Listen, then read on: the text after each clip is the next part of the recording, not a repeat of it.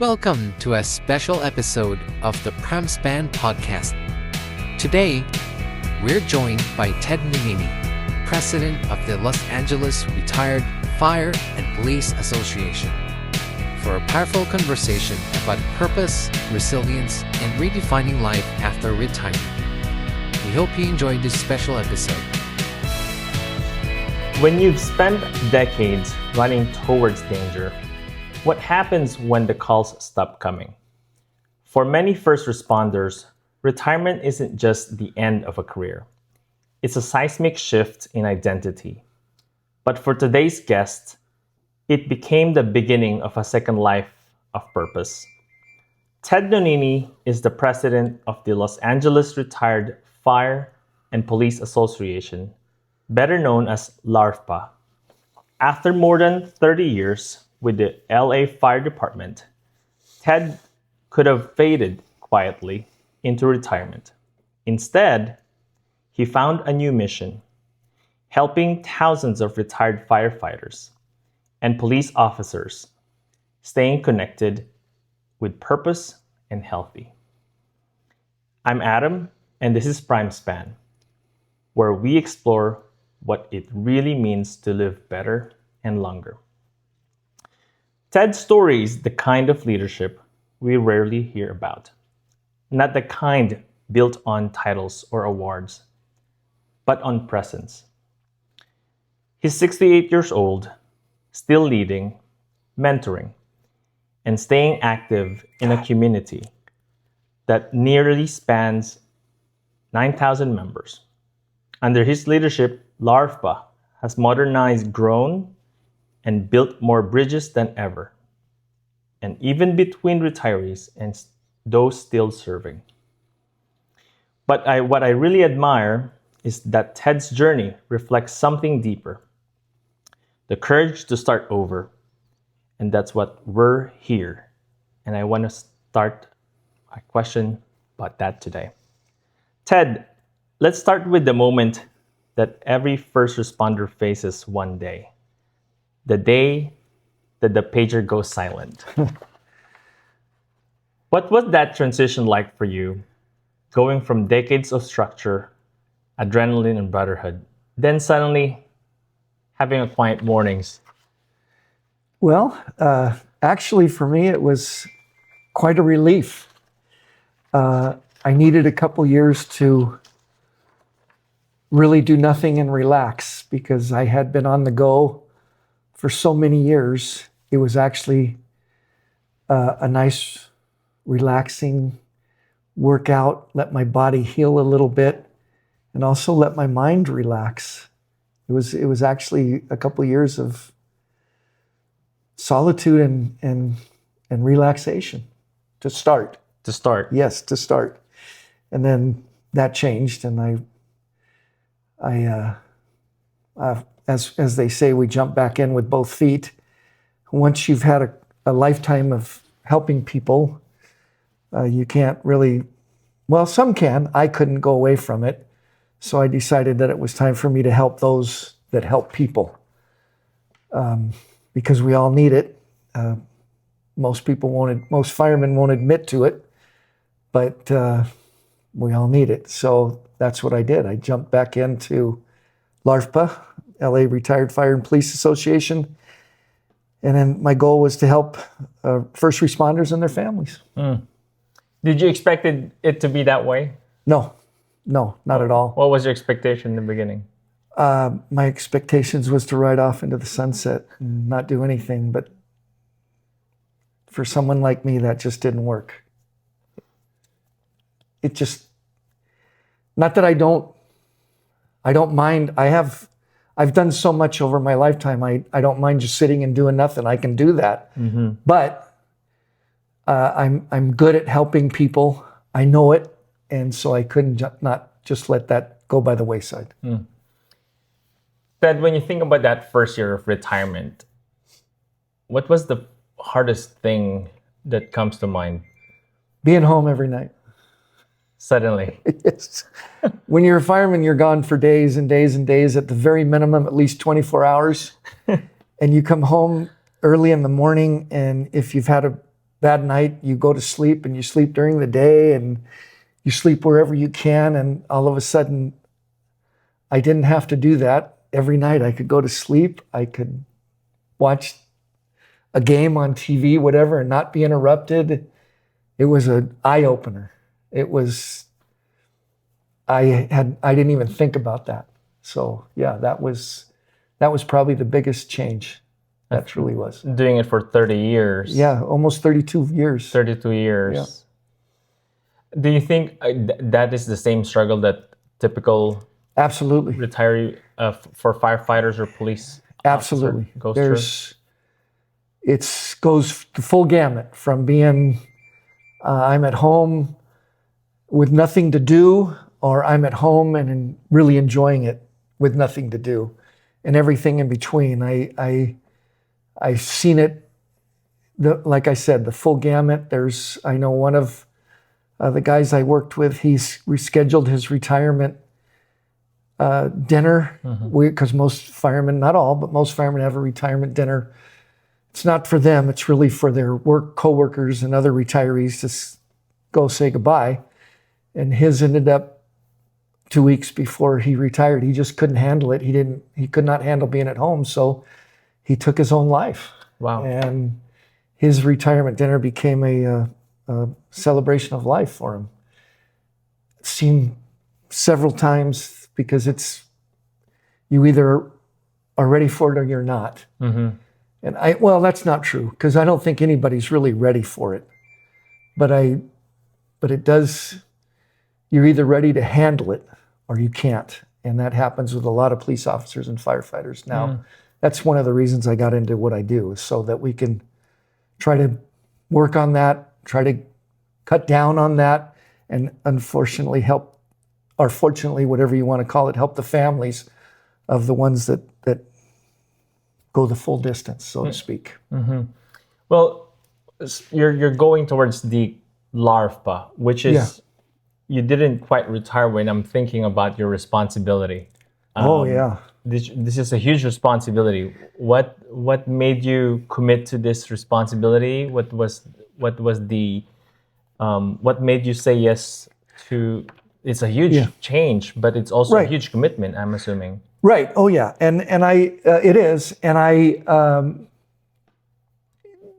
it goes back to my days when I was on duty. I also was elected by our membership when I was an active fireman. I not only was at the fire station, but I also was a part of our union. I repped members that needed help with whatever, some kind of a grievance or a disciplinary action. I also negotiated our contracts for years. And I only did it because the guys at my fire station said, we need you to go do that. Because at the fire station, it's a family. You're there minimum 24 hours and you're with the same guys, and that becomes your second family. And the guy said, we need you there. And I was like, I don't want to do that. And they said, no, we need you. So I did that. And then LARPA, after a couple of years of doing nothing, one of the guys from LARPA said, hey man, I know you're not done. We need you. We need your help. And it took me a couple of years though, but I finally said, all right, I'll do it. And the rest is history. I think I'm good at it. I'm not perfect. I'm not great at it, but I'm good at it. And it's good to take care of those who take care of people. At my retirement dinner, that's what I said. And the guy used it against me to come work for LARPA. And he said, at your retirement dinner, you said that it was the greatest honor to take care of those who take care of unknown. And that's what I did. And so I said, all right, you're right. And I've been there ever since. 8 years now. 8 years of doing that. Almost 8 years. 8 years in February, I think, to be exact. So, as you're talking about this, Ted, I'm thinking of the. I'm sure for 32 years, while you were in service, you were always doing something purposeful. You know, your work is filled of serving and purpose and meaning. But now has that word have been redefined now that you're in a different situation, now that you're retired, but also serving the people that typically serve? It is, there's definitely, we do go under a different definition. There's no doubt about that, but it has the same principle. When you're working for 32 years as a firefighter or a police officer, you are responding to people you don't know who they are, and you're putting your life on the line to help them. Now, I know my members. I don't know them all, of course not. But I've signed up several of my friends, and I know many of them. I don't know the police side. I only know the fire side, but I'm getting to learn the police side. But now these are my friends, and they're our members, and their families are them. They're the ones that need the help. So now I'm helping people that I know. So it's still the same principle of helping, but it's different because it's people you know. That really is. There's no bigger reward, I don't think. I mean, it was to help people you don't know. Obviously, I loved every second of it. But you don't. It's not like you see on TV when at the fire shows or the police shows where they follow up and they go talk to the people and they become friends. Yeah, that doesn't happen. We have just too many runs. That just doesn't happen. But now, when I help someone that's my friend, I'm there. I know them. I get to help them with whatever they need, and it's really tremendously rewarding. It has a deeper meaning. Absolutely. Yeah. Can you identify any underlying themes for those people that typically thrive in this environment, especially for the people that have served, police, firefighters, and those people that typically doesn't thrive or struggle during their retirement? Yeah, I don't even know if I'm going to answer the question right, but I'm going to try. All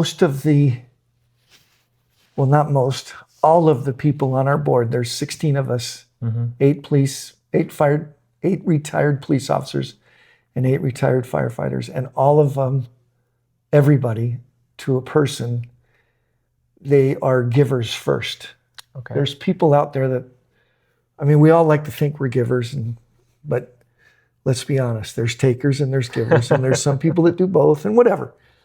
But all the people on my board, they are all true givers. So, what do you notice for those that struggles? Oh, the ones, honestly, the people that struggle a lot, God, I hate to say this, but they're the people that have kind of an authoritarian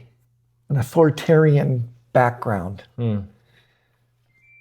I don't, even though we've all been in charge and taken care of things, the people that have raised up in the ranks and have gotten in charge, they have more trouble retiring, and for them it was more of a chore.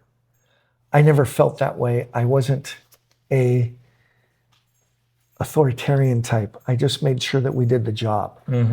So I think there's a difference there that really comes into play tremendously, actually. And I'm not judging it or shooting it down. It's just a different way of life. I did not have to be in charge and run and make sure people did things. We worked as a team and got the work done. And that's the same principle that I now run LARFPA on. So, yeah. So you probably because they couldn't let it go once they retire. Yes, excellent point. That's absolutely true. I was lucky, like I said, I needed a 2-year break just to, take a breath. So it was easier for me to let go. Plus, I only did 32 years. There are some guys, I know one battalion chief, he did like 50 years of service. 50 years. Yeah. That's a long time. And when he he said he retired on his own, but they made him because he wasn't a young man anymore. Yeah. He didn't know what to do with himself. He was lost. Yeah. And that, I can understand that. I can. That's not why I got back involved with LARFPA. I have so many things to do in this world. I have so much to live for. There's so much good stuff that I never had to worry about that. But, as I mentioned earlier, to be able to give back to those who served is just, there's no greater calling. So when I'm done with that, because it'll end someday, I'll be fine. I have so many things I can do. Yeah. And I'm lucky, but it's also a mindset, but I'm lucky. And most guys, a lot of people can't say that. Yeah. So, yeah. Yeah. Ted, here at PrimeSpan, we believe that creating healthy habits Absolutely is important, especially during retirement, when you retire. We're curious to ask, what are the small habits or what are the small daily habits that make the biggest difference for your life now? Well, there's two main things that I try to do every day. It doesn't happen every day, but I try. I try to work out in the morning. I have to do it in the morning. If I don't work out in the morning, I'm not going to work out. But I do my workout in the morning. And then because I work out my body, I also, during the day, even if it's at night, I will do mind puzzles. So I work my mind out as well. Your mind is a muscle, just like our body. And so I do physical work for my body, and then I work my mind out with crossword puzzles, solitaire game puzzles, things like that. And I do them every day. On rare occasions, I don't do at least one of those. On most days, I do both. Other than that, I don't think I have anything else. Oh, I do. I also, because I think it's important to mention this, especially for the health side of things, I'm a fireman, so I wasn't raised eating well. At the fire station, we don't eat well. And so because of that, I fast almost every day for 16 hours. I only eat in an 8-hour period. The other 16 hours, I fast. You fast for the most part. Yes. So I fast, I exercise, and I do brain puzzles to keep my brain sharp. Okay. Now you got us curious, because most of our listeners, especially for those 55 and up, will probably be curious. What does your exercise routine look like? Oh, okay. It's a very simple one. I've been doing it since I became a fireman. So I've been doing it for almost 45 years, I think, if I do the math right. I do sets of push-ups, sit-ups, and squats. No weight. I just do it on a mat right in the floor with sports on, right in my house. I'll do 10 or 11 or 12 sit-ups, push-ups first, 10 or 11 sit-ups, 10 or 11 squats, and I just keep repeating that for as long as I can go. All body weights? Yeah, just my body. That's it. And I usually do 45 minutes of that if I'm lucky. If I'm really tired or really sore, it's at least 20 minutes, but it's usually more like 45. Wow. That's the physical workout. That's amazing, especially keeping up with it. Yeah, especially it hurts. I used to do, when I first retired, I was doing about 500 of each in a 45-minute session. Now in 45 minutes, I'm down to about 300 of that each. Still is a lot. For my age, I think it's pretty good. That is still pretty good, Ted. Yeah. Now I'm curious, if you have an advice for your 40-year-old self, what would that be when it comes to your physical health? That's a good question. Especially being a firefighter. Looking back, at a young person. Yeah. Most of those young career people. Well, I'll tell you, don't take care of themselves. The biggest advice I could give, and I'm lucky I did it because someone told me about it at a young age, so I bought into it and I did it, and I'm so glad I did. Out of all of my friends that are my age that we came on the job at the same time, almost every one of them has at least one artificial knee. I don't. You don't. And I had 3 knee surgeries. And the reason I don't is because I've taken supplements for your joints since I was about 20 years old. So I'd even go back from 40 to 20 because we do physical work as firemen. It's very physical, very heavy weights, and your joints don't like it. So if you take these, I've been taking joint supplements since I was about 20 years old, like I said, and it's really worked well for me. So I think that's probably, if you've got to do one thing, it's so simple. You just take a pill every day, and it lubricates your joints and keeps your knees and elbows and shoulders, because firemen, all of them have fake knees, fake shoulders, everything, fake hips, everything. So, and I don't. I still have all of my own. Which is another testament Absolutely. For what you've accomplished. Yes. And I was not there's some guys that promote very fast and go to a desk job for their career. I didn't do that. I was in the field my whole career, except for doing the union work. But I still, on the weekends, I was in the field. And so I did not avoid the physical part of it. I loved it. So 32 years of I never took a break. Wow. So yeah, so that's the one thing that I can really say. Even my orthopedic surgeon, when he went into my right knee on the second time, he said, "Man, your joints are clean. They're clean." So it does work. Supplements work. I take supplements as well. That's another thing I do. And I do that because I don't eat well. I know I don't eat well. So I've got to make it up somehow. Through the exercise. That's Yes. what it is. Firefight. We're all aware that firefighting builds brotherhood when you're in active duty, right? And few people ever experience. At your stage now, how do you keep the spirit of staying connected with people alive among retirees? Because that's another area that people fail once they retire. They disconnect. Yeah. And that's one thing that we try to promote. We're lucky. We have what's called the Firemen's Relief Association, and they go out of their way to keep us all informed and connected. And they do a great job. They've been around almost 120 years with the fire department. They do a fantastic job, and that helps. It does. I can't argue with that. It's a great setup that most people don't have. We're lucky to have it. But on top of that, we also, guys like me and other guys, wherever they live, they'll set up a monthly meeting at a restaurant for lunch, and we'll advertise it in our magazines, in our LARFPA magazine, as well as in the Relief magazine, because they have one that goes out monthly. Okay. And it'll say, "Come down and just reminisce and tell stories and have lunch." Those meetings take place all over California, in Idaho, in Boise, Idaho. Wow.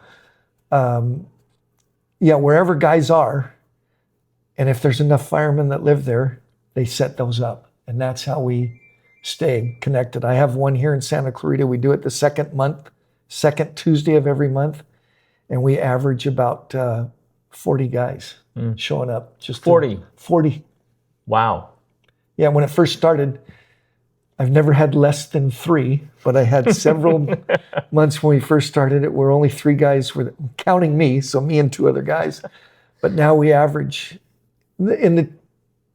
about 40. In the summertime, we'll get about 30. In the wintertime, we'll get about 60. That's pretty high. So it's pretty high. Yeah, it's really good. That's pretty high. We always have a confession that a lot of our guests here at PrimeSpan. So I'm curious to ask Ted, what's one thing that you miss about being on duty as a firefighter?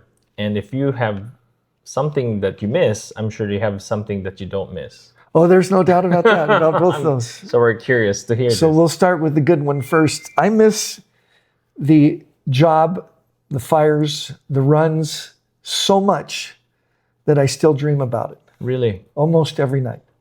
I dream about going on a run. I dream about sitting at the kitchen table after a run when we're talking about what we did and what we used to call shooting the S. And that's what we would do. And I dream about it almost every night. You still dream about it every Still night? to this day. Yep. I'll wake up and say, "Oh, wow, that was just a dream. I was having so much fun." The part I don't like about it, that I don't miss, is because we worked for a city municipality, the city politics, the games that gets played, the cuts, everybody in the greater Los Angeles area knows about all the fires that took place, and everybody's blaming everybody else and all that other stuff. But I'm going to tell you right now, if we had more firemen on duty, more houses would have been saved. But we don't. All they've done is cut. And that's the result. Especially for this recent wildfire. Absolutely. And on the news, our fire chief at the time, she got fired for saying it. She said, we don't have enough firefighters. And we don't. And the mayor fired her for that. So I don't miss that game. I don't miss that at all. Yeah. But yeah. If you didn't become a firefighter, what do you think would have been your career? Oh man, I don't have no idea. I hate to admit this, but at the age of 3 years old, I wanted to be a fireman. Really? Yep. At 3 years old? Yeah. I used to ask my mom if I could go outside and water. And she would say, why do you want to water? And I'd say, because I just want to, but what I was in my mind, I would go outside and pretend I was putting a fire out. Wow. So I don't know what I would have done. I probably would have done the same thing my dad did. When I was going to college, I worked in a grocery store, and that was good. I've only had 2 jobs my whole life. Worked in a grocery store and then became a fireman. So I probably would have stayed in the grocery business like my dad did.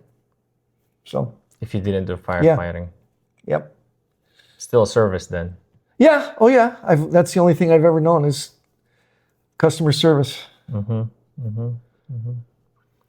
Ted, if you have, I want to be respectful of time here, and there's a lot more that we can go in different directions, but this is probably going to be one of multiple conversations that we would love to talk with you about. But this is one of our first conversation with you.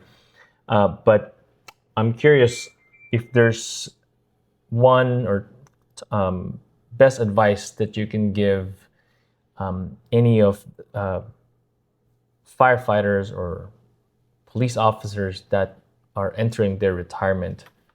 What would that be?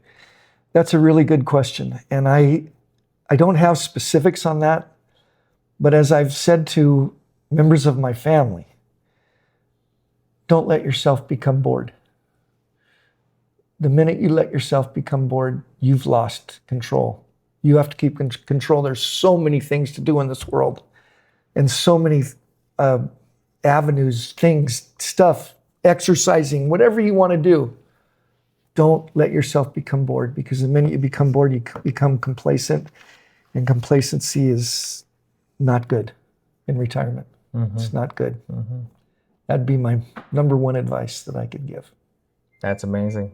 That's amazing.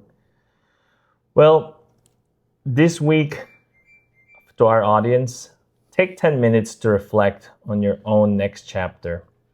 Whether you're retired, nearing it, or just rethinking what comes next, write down one way you could keep your sense of purpose alive. Like what Ted is reminding us, purpose doesn't retire. Ted Nonini's story shows that longevity isn't about escaping changes. It's about leaning into it with meaning. Ted, we appreciate your time. Thank you. We appreciate your generosity. Thanks for listening to me. We appreciate everything that you do, especially to the public that you served, especially for that 32 years. Thank you. Thank you. This was great. We can do it again. Yes. We can keep going. We'd love to. Okay, great. Thank you. Thanks for tuning in to this special episode of the PrimeSpan Podcast. We hope it left you inspired to live better, longer, with more purpose, strength, and connection. If you enjoyed today's conversation, make sure you follow us on all platforms and share this episode with someone who'd love it too. Until next time, stay curious, stay active, and remember, keep living better and longer.